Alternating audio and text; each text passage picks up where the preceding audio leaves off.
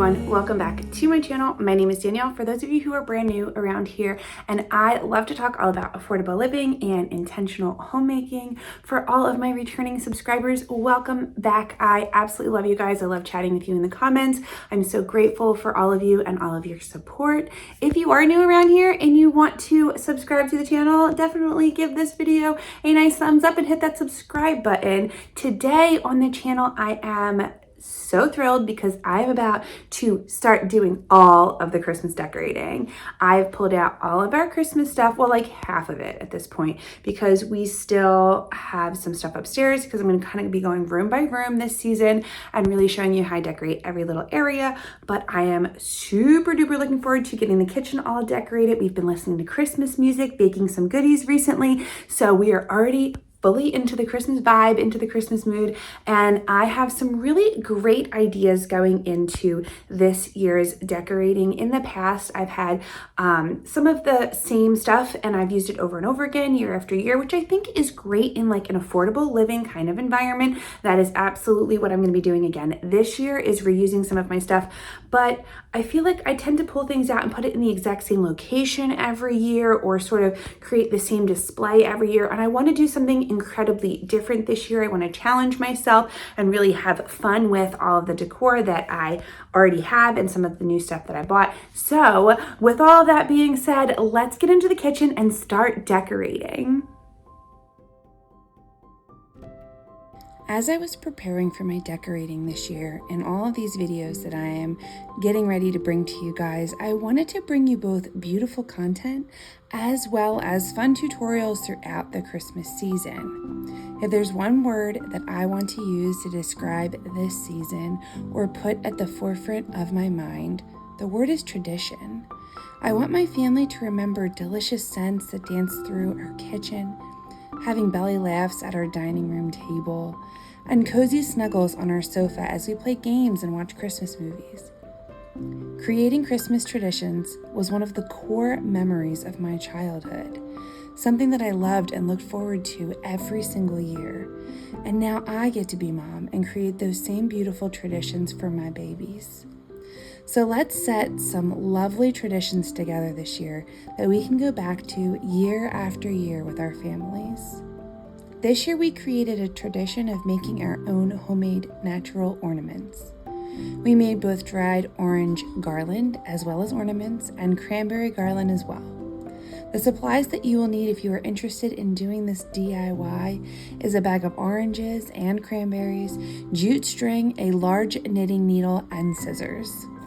I started by slicing the oranges super thin. Try to keep them around 1/4 inch thick. I definitely tried to speed things up at the end and cut the last few a bit thicker, and they took forever to dry. So the thinner the better. However, now that it's been nearly a week, they have been seemingly drying out even more over time. So I heated up my oven to 200 degrees Fahrenheit, and I placed my oranges on a parchment-lined cookie sheet. I took a moment to use a paper towel and dab out any wetness from the orange while I placed it on the cookie sheet. And then I put it into the oven at 200 degrees for about 2.5 to 3 hours, checking on them every hour. My thinner ones were done in about 3 hours, but the thicker ones did take the better part of like 5 hours to dry out. I know, crazy. Luckily, I did this on a colder day, so the warm oven really added some coziness to our decorating while my oranges were in the oven. And then I took some time to begin decorating throughout my kitchen. When I was planning out my concept for the kitchen, I kept going back to a very sort of Scandinavian feel, like at least my interpretation of what a Scandinavian feel is. I wanted the color palette to be super rich and dark, which is honestly very unlike me. I tend to gravitate towards bright whites, lively reds, and even some light blues in a few spaces. But this year I wanted my dominating colors to be green, brown, and black with some maroon mixed in. I think it is so important when you are getting ready to decorate to really have at least a color palette picked out, which will really help in your design as you are continuing to make things look cohesive throughout a space. I grabbed a lot of natural elements like wood and woven baskets, mixed in with some greens like evergreens, dried oranges.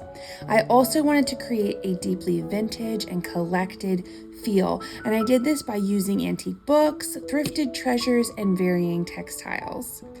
Most of the items on these shelves I've spent some time thrifting over the years and like really beautifully curating to feel inviting and well loved.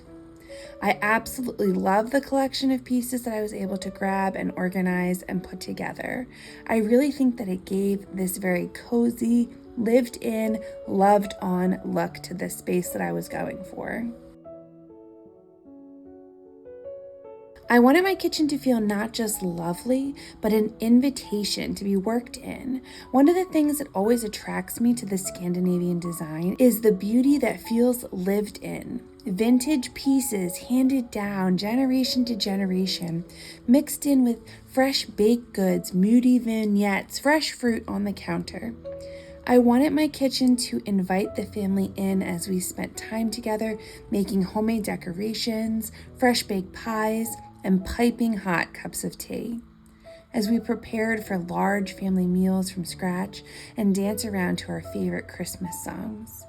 I wanted it to be a memory-making kitchen, and that's exactly what the natural element and color palette of those rich tones brought to my heart. As I saw all of these different pieces mixed together, it made me feel like I was walking into a space that was well lived in. Continuing on with this idea of tradition, I wanted my decor to have a handmade touch to it. Decor doesn't have to look the way that you bought it either. Adding a beautiful velvet ribbon, this one I grabbed off of Amazon and I'll have it linked in the description below if you're interested. Or filling a basket with a festive scarf, adding a bow to something that didn't originally have a bow. This can give a homemade feel to any space that you are decorating. One of the easiest ways that I do this is by purchasing a lot of neutral pieces. I picked up a ton of natural greenery, a lot of evergreens for this Christmas season, as well as having some eucalyptus and other stems that I had already purchased throughout the year as well. I've also grabbed different baskets and bowls throughout the year while I'm out thrifting. I love kind of mixing all of these together and creating an entire cohesive look. And I was able to put all these different collected items into different areas of the kitchen to really bring this whole feel together. The other thing that I like about seeing how I've put together all of these different collected pieces is each piece brings me back to the adventure that I was on when I found it in the first place. I think that is the most fun part about having a collected decor, a collected look in your home, is you're able to remember the memories that are attached to each piece. And I really feel like that's what I'm talking about when I say a lived-in space. Looking at something, remembering where you were, who you were with, what the time was like that you spent together. When you see each of those pieces, there are sweet stories that are attached to them.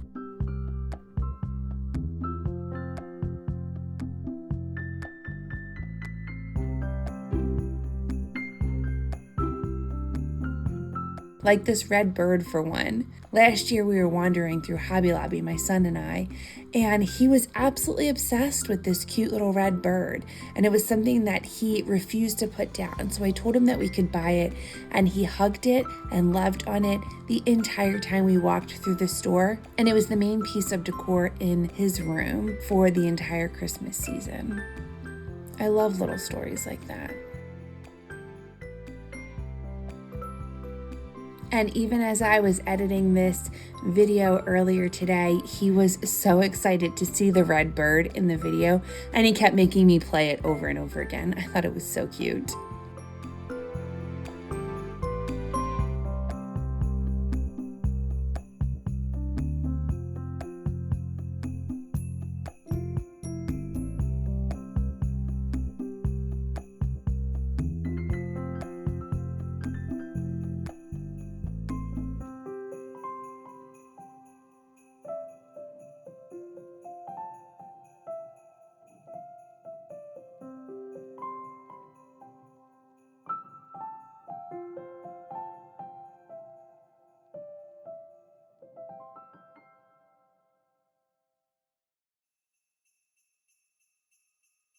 Moving on to my tiered tray, I wanted to take this and do something a little bit different with it. I mean, I try to do new and different things in this space all of the time, but I feel like I consistently go back to different coffee cups or specifically cooking items in here. And I wanted to do some things that maybe weren't cooking specific. So I took my wax melt warmer that I usually have out on the counter, and I stuck it into the tiered tray because I thought that it looked so lovely with inside that and would be a really sweet piece. I also love this little wooden house that says joy. I had joy in a different area in my kitchen as well. It's the main piece on my shelves, and it's something that I wanted to remember every single time I walked into my kitchen throughout the holiday season. So I love that I have a couple of different pieces that say joy on them. That way it is a consistent reminder that as I walk into this room, I'm going to share joy with the people that I love most in the entire world.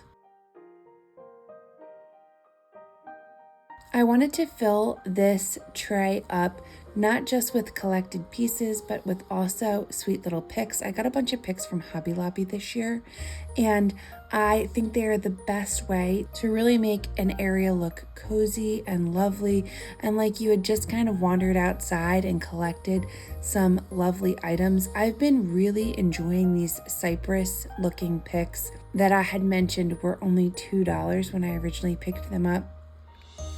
I grabbed a ton of them and I have them all over my house, as well as some picks that I have been carrying from year to year from other places that I grabbed. I think I got these from Michael's, but I've literally had them for so long I couldn't even remember. And then again, adding those natural wood elements, wooden spoons, wooden ornaments, all of those things really make the space come together. And I absolutely love decorating with ornaments. It is the perfect way to make things super affordable, but really lovely.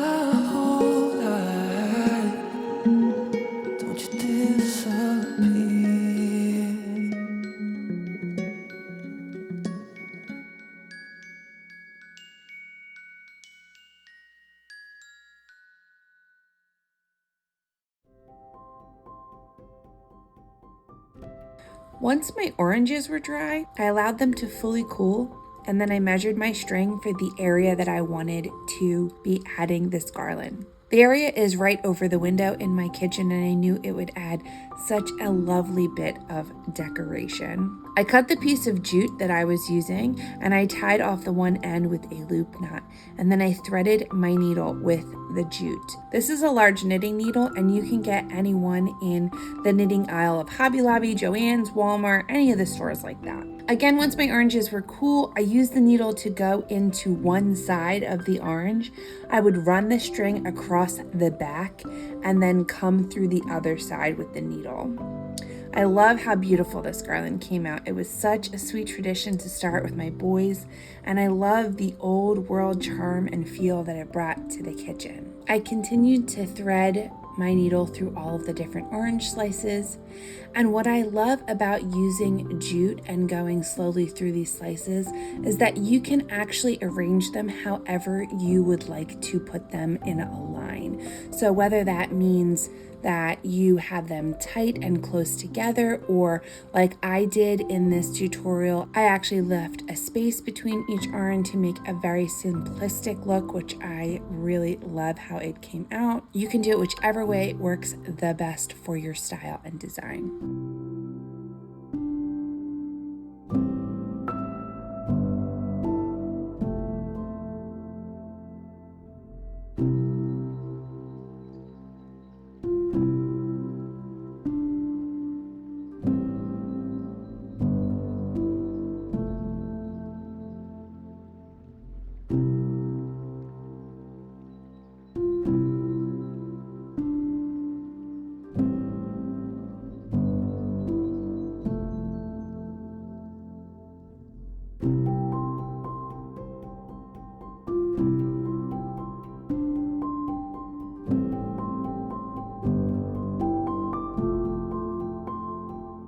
Moving on to the other side of my kitchen, I started off with a blank slate here, and I always feel like that's the best way to start off in your kitchen, is to just kind of get everything out that you're not really going to be using anymore. Keep the things that you have there year round, but get rid of the rest. Then starting with this blank slate, I added in some extra decor on the wall, and then I put back the copper strainer that I had grabbed thrifting in the fall. I love this strainer and I love copper at Christmas too. I think that it is just as lovely as it is in the fall, and it is a great way to display fruits and vegetables and still have a little bit of a design element there. Now on the wall, I have this cutie lamp that I picked up from Walmart the other day. It was not in the Christmas section, I already said that. It was in the regular decor section, but I had mentioned this in my haul video, in my shop with me video of Walmart. You don't always have to use the things that come with the item that you purchased.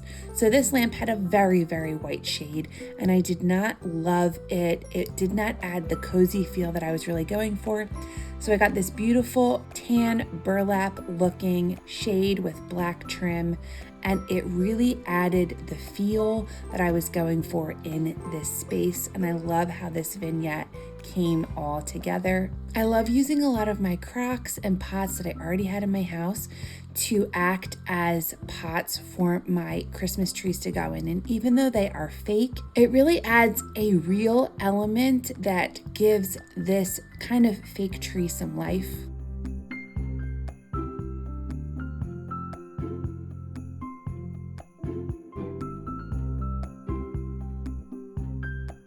And then my son and I added our orange garland that we put together up on the wall with some command hooks. Super duper easy.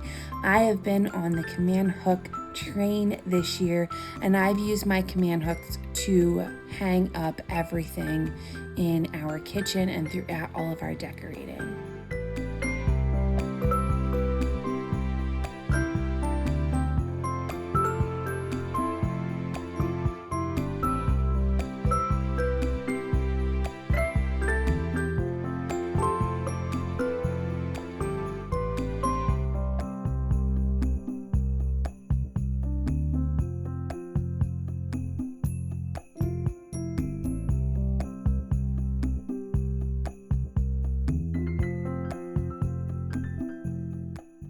I wanted to use that black ribbon again that I had used earlier in my other wreath, but instead of doing a bow this time, I'm just taking some super glue and I am gluing the two ends together so that I can make this dangle over my kitchen cabinets. And this super cool trick that I learned a couple years ago now was take your command hook and put it on a door upside down. That way you can actually get a wreath to hang over the back of the door. Super duper easy, and it looks like it is just seamless with the door. There's nothing that is bulky and in the front where you can see it.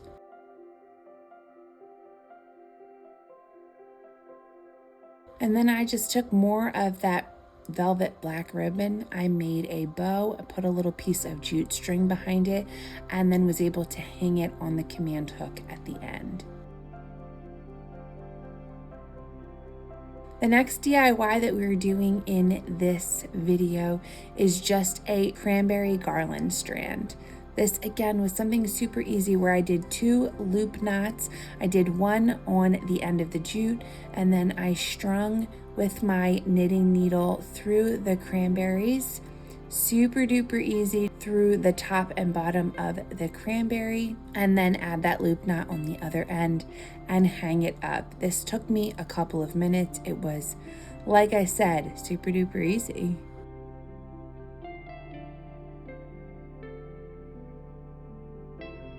And then we were finishing off all of our homemade decor with some orange ornaments as well. I grabbed my knitting needle, I put a hole at the top of the orange slice, and then cut pieces of jute string, strung that through the hole, and tied it off to make an ornament that I could just throw on this tree sitting on the countertop.